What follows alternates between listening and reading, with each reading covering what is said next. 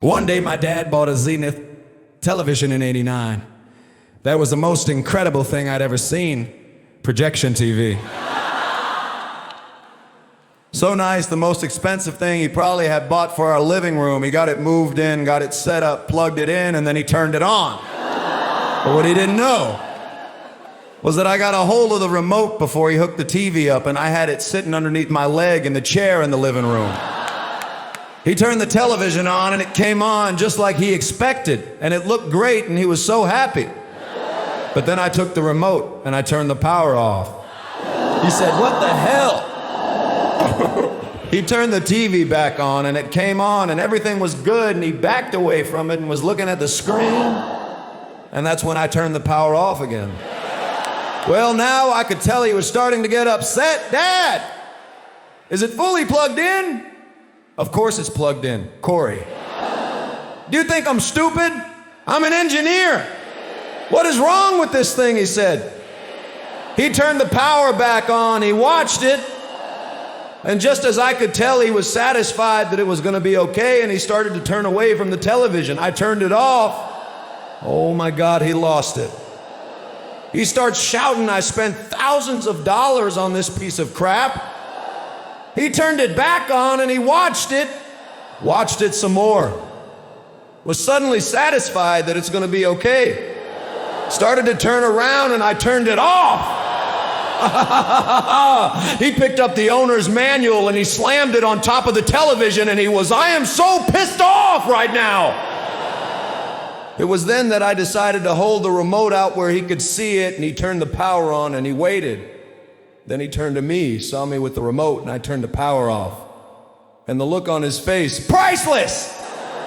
My dad asked me to help him move a mattress outside. Sure, why not, Dad?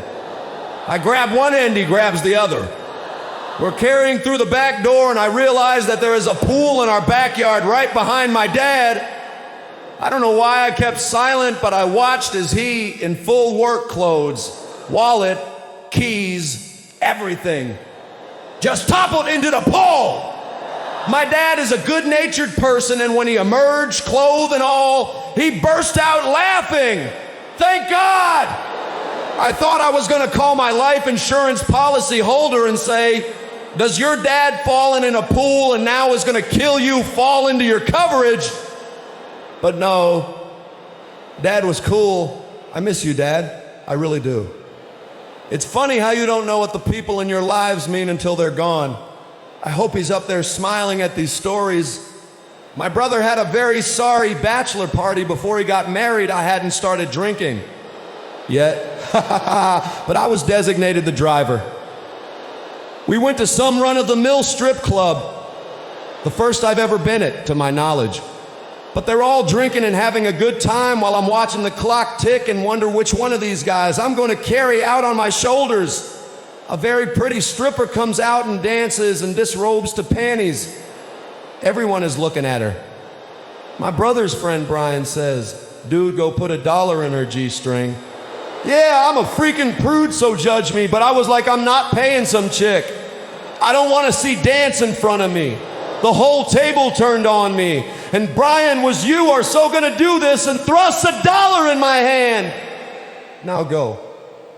He orders, very embarrassed and reluctant. I get up and walk to the stage. Just as I get there and start to offer my $1, the song ends. I didn't know the song! Okay, I'm standing there in absolute silence. A stripper I don't know, money thrusting to empty air, a totally confused look on her face, and my bowels needing to evacuate immediately. There was palpable tension in the air. I stood there in abject silence. So did she. She didn't even know what to do. No dumbass ever walked up to tip me in the last 5 seconds of my set. I'm sure she thought it was when she looked at me with absolute pity.